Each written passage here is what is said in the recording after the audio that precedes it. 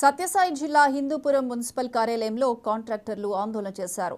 చేసిన పనులకు సంవత్సరాలు గడిచినా బిల్లులు మంజూరు చేయడం లేదు. అధికారులు నిర్లక్ష్యం వహిస్తున్నారని కాంట్రాక్టర్లు మండిపడ్డారు.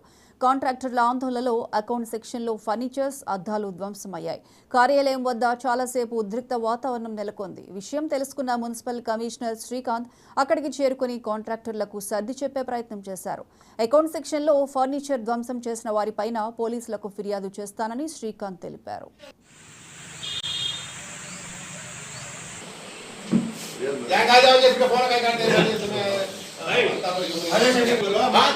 పెద్ద చిన్న ఏమి లేదన్నా మాకు పట్టించుకునే నాకనే లేదు. ఎట్లంటే ఆత్మహత్య చేసుకుంటే ప్రాణం పోయి పెళ్ళా మీకు నోట్ల పైన పడతానని కాసుకున్నాం అంతే. చూసేకి పట్టోడు బాగా వేసుకుంటానన్నా లోపల ఎంత బాధ ఉందంటే అంత బాధ ఉంది. ఏదన్నా సంబంధం అయినా కూడా ఏమి లేకుండా ఏం చేయదన్నా చెప్పున్నా. సంబంధం తినాలన్నా కనీసం సంబంధంగా కాసుకోండి. నిన్న దేశం అంతా డబ్బులు చేసినట్టు మేము ఇప్పుడు పోయి చూడలేదు. టయానికి పని జరిగిందంటే పని లేదు. ఇప్పుడు ఆమె చేయబడినట్టు ఎక్కుతాయనేదే తెలియదు. తల్లిదండ్రి ఎవరు లేడు, వేరే మున్సిపాలిటీ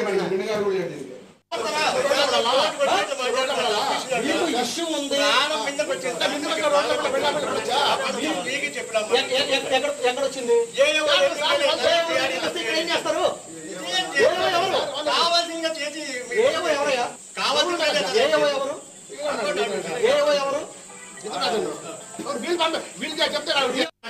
టయానికి పని జరిగిందంటే పని లేదు. ఇప్పుడు ఆమె చేయబడినట్టు ఎక్కుతాయనేదే తెలియదు. సిఎఫ్ఎంఎస్ అనేది ఈ ఇయర్ కి క్లోజ్ అవ్వడం జరిగింది. సో 1 వీక్ తర్వాత ఓపెన్ అవుతుంది. దాని తర్వాత మేము బిల్లులు పెడతామని చెప్పేసి కూడా చెప్పడం జరిగింది. బట్ ఇవాళ వాళ్ళు అకస్మాత్తుగా ఇక్కడ ఈ